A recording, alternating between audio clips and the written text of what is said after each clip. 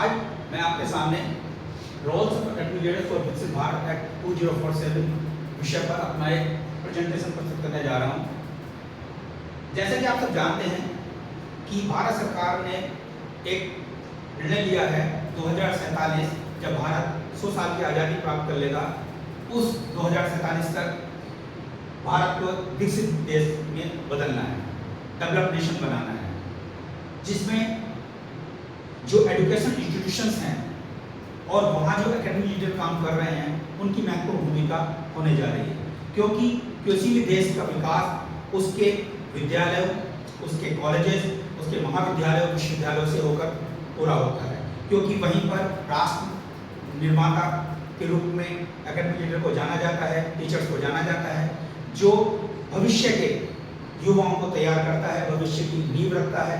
तो आज हम जानेंगे कि जो रोल्स एकेडमिक लीडर्स का विकसित भारत को बनाने में क्या हो सकता है। तो इसे जानने से पहले सबसे पहले हम बात करेंगे कि एकेडमिक लीडरशिप होती क्या है। अगर हम बात करें एकेडमिक लीडरशिप की, तो इसको इस तरीके से डिफाइन किया जा सकता है कि academic leadership refers to the forward thinking management of education institutions, guiding faculty, staff and students toward excellence in teaching, research and service. It involves setting strategic vision, managing change and fostering an inclusive intellectual community where innovation and collaboration can thrive. तो अगर आप इसे देखें तो academic leadership जो है वो education institutions को, उसकी फैकल्टी को, स्टाफ को, स्टूडेंट्स को एक्सीलेंस की ओर ले जाने में, किन क्षेत्रों में, टीचिंग के क्षेत्र में, रिसर्च के क्षेत्र में, सर्विसेज के क्षेत्र में एक ऐसा भविष्य को देखते हुए मैनेजमेंट तैयार करना है ताकि जो एजुकेशन इंस्टीट्यूशंस है वो नई ऊंचाइयों को प्राप्त कर सके, नए इनोवेशन वहाँ हो सके। इसमें जो एक विजन है वो एक स्ट्रेटजिक रूप में तैयार किया जाता है और जो चेंजेस हैं उनको अच्छे से मैनेज किया जाना और एक ऐसा इंक्लूसिव, समावेशी इंटेलेक्चुअल कम्युनिटी डेवलप करना जो कि इनोवेशन और कोलैबोरेशन के माध्यम से आगे बढ़ सके। ये एक एकेडमिक लीडरशिप का कार्य होता है। एजुकेशन इंस्टीट्यूशंस के जो एकेडमिक लीडर्स हैं, और आज तो अगर आप ध्यान दे देखें तो जो टीचर्स हैं वो सब मिलकर एकेडमिक लीडर के रूप में कार्य करें ताकि हम 2047 में निश्चित रूप से एक डेवलप्ड नेशन के रूप में, विकसित भारत के रूप में दुनिया में खड़े हो सके। तो इसमें एकेडमिक लीडरशिप क्या कैरेक्टरिस्टिक्स होने चाहिए, हम उस पर आगे बात करते हैं। Academic characteristics of academic leaders. First है innovation. There are 7 characteristics which I take here. First is innovation. तो जो एकेडमिक लीडर्स हैं उनमें इनोवेशन का गुण होना चाहिए, इनोवेशन की विशेषता होना चाहिए, अर्थात जो नए नए विचार हैं, नए नए आइडियाज हैं उनको एनकरेज कर सके, और जो चेंज हैं, जो जैसा कि आप जानते हैं कि इतना टेक्नोलॉजी एडवांसमेंट हो रहा है तो उसमें लगातार चेंजेस आ रहे हैं, तो उनको एम्ब्रेस कर सके। पहला ये इनोवेशन का गुण उसमें होना चाहिए। दूसरी विशेषता है डिसीजन मेकिंग। एक एकेडमिक लीडर में उसको एक अच्छा डिसीजन मेकर होना चाहिए। उसमें यह आता है कि वो ढंग से चीज़ों को चूज कर सके, सेलेक्ट कर सके और उत्तरदायित्व लेने के लिए आगे तत्पर हो। ये एक महत्वपूर्ण विशेषता एकेडमिक लीडर्स में होनी चाहिए। तीसरे इंटीग्रिटी।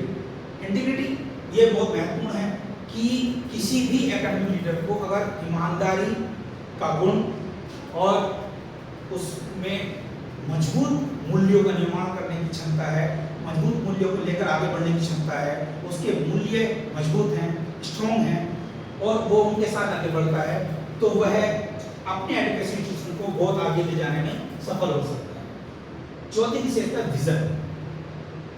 एकेडमिक लीडर्स का जो विजन है वो भी बड़ा ही क्लियर होना चाहिए, फ्यूचर को देखने वाला होना चाहिए, भविष्य दृष्टा हो कि भविष्य में क्या बदलाव हो सकते हैं उनके लिए तैयारी करे और दूसरों को इंस्पायर कर सके। जो अपनी फैकल्टी है, जो अपना स्टाफ है, जो इसके साथ साथ जो वर्कर हो, काम कर रहे हैं, उन सबको मोटिवेट करने वाला हो, उनको आगे बढ़ाने वाला हो।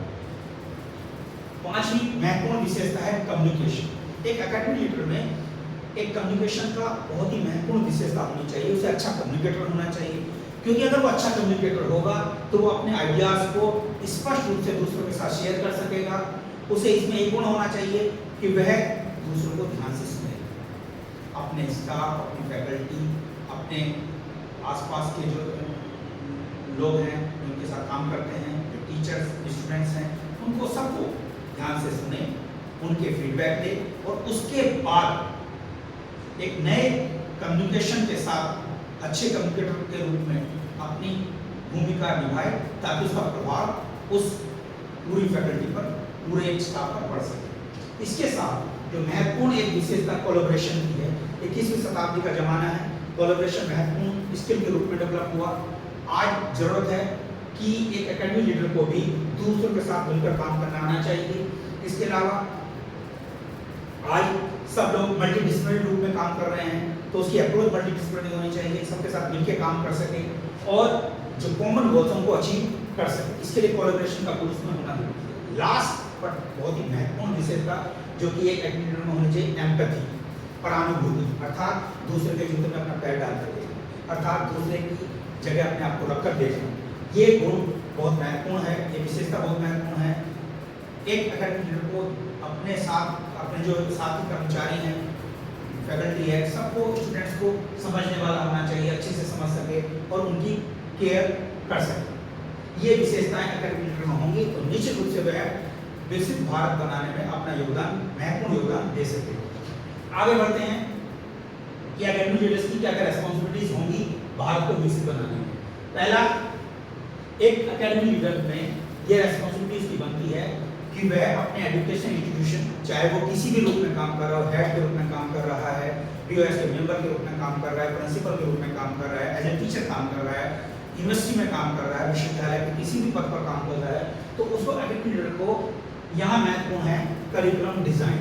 सबसे पहली जो रेस्पॉन्सिबिलिटी है उसको करिकुलम को डिजाइन करना है। तो चूंकि आज आप देख रहे हैं कि तकनीकी परिवर्तन के कारण लगातार ज्ञान की बढ़ोतरी होती जा रही है, तो इसलिए हर स्टूडेंट्स को जरूरत है जो भविष्य में भारत को विकसित बनाने में अपना योगदान देंगे, उनके लिए जरूरी है कि उनका करिकुलम जो है वो हर 2-3 साल 4 साल के बाद परिवर्तित किया जाए। तो इसकी जिम्मेदारी एकेडमिक लीडर की है, वो उत्तरदायित्व ले और इनोवेशन को अपने ज़्यादा से ज़्यादा इनोवेशन पर बल दे। इसके अलावा दूसरी रेस्पॉन्सिबिलिटी है फैकल्टी रिक्रूटमेंट, उसके डेवलपमेंट और मेंटरशिप। जो एकेडमिक लीडर्स हैं उनकी ये सबसे महत्वपूर्ण ये भी जिम्मेदारी बनती है कि वो फैकल्टी को रिक्रूट करते हैं। अच्छी अगर फैकल्टी रिक्रूट होगी तो स्टूडेंट्स को फायदा मिलेगा। फैकल्टी अगर अपनी शिद्दत के साथ काम करेगी, पूरी मेहनत के साथ काम करेगी, पूरी 100% अपना देगी, तो उससे एजुकेशन इंस्टीट्यूशन डेवलप होगा और यह भारत को विकसित बनाने में बहुत महत्वपूर्ण भूमिका निभाएगा। इसके अलावा उस फैकल्टी का डेवलपमेंट और उसकी मेंटरशिप भी एक रेस्पॉन्सिबिलिटी एकेडमिक लीडर की होती है। इसके अलावा quality assurance and upholding high academic standards, ये भी महत्वपूर्ण उसकी रेस्पॉन्सिबिलिटी है कि वह क्वालिटी को गुणवत्ता को बनाए, गुणवत्ता कोष्ठ अपने यहाँ सेल बनाए और जो हाई एकेडमिक स्टैंडर्ड्स हैं उनको अचीव करने के लिए प्रयास करें। इसके अलावा उसकी जिम्मेदारी फाइनेंशियल मैनेजमेंट और रिसोर्स एलोकेशन की होती है, वही एकेडमिक लीडर के ऊपर, क्योंकि एकेडमिक लीडर मैनेजर के रूप में भी काम करता है, तो उसलिए उसे फाइनेंस को कैसे मैनेज करना है और जो रिसोर्सेज बनाने हैं उनको कैसे एलोकेट करना है, कैसे सब लोगों तक चीज़ें पहुँचानी है, ये उसकी जिम्मेदारी है। इसके अलावा promoting diversity, equity and inclusive initiatives, ये भी बहुत जरूरी है कि डाइवर्सिटी को प्रमोट करें, सबको समानता के, समता के साथ देखें और जो समावेशी पहल है वो किए जाए उसके माध्यम से। इसके अलावा उसकी जिम्मेदारी एक ऐसा रिसर्च और इनोवेशन का कल्चर अपने एजुकेशन इंस्टीट्यूशन में डेवलप करने की, फोस्टर करने की जिम्मेदारी होती है। चूंकि R&D एक महत्वपूर्ण रोल प्ले करने जा रहा है भारत को विकसित बनाने में, रिसर्च एंड डेवलपमेंट का क्षेत्र। अगर हमारे देश के युवा ज़्यादा से ज़्यादा रिसर्च के क्षेत्र में जाएंगे, इनोवेशन करेंगे, नए स्टार्टअप लाएंगे, तो उसका फायदा भारत को विकसित बनाने में होगा। ये महत्वपूर्ण जिम्मेदारियां एक एकेडमिक लीडर्स की होंगी, ये उत्तरदायित्व है उनके। आगे बढ़ते हैं, विकसित भारत क्या है, इसे थोड़ा सा देख लें। अगर हम देखें तो देयर आर 3 पिलर्स ऑफ विकसित भारत। विकसित भारत के 3 स्तंभ हैं जिन पर वो खड़ा है। पहला है इकोनॉमिक ग्रोथ। इकोनॉमिक ग्रोथ आर्थिक वृद्धि, ये महत्वपूर्ण है। हमारा सपना है कि हम 2047 तक भारत में $30 ट्रिलियन इकोनॉमी वाला देश बन सके। ये महत्वपूर्ण जिम्मेदारी है हमारी कि हम कितना मेहनत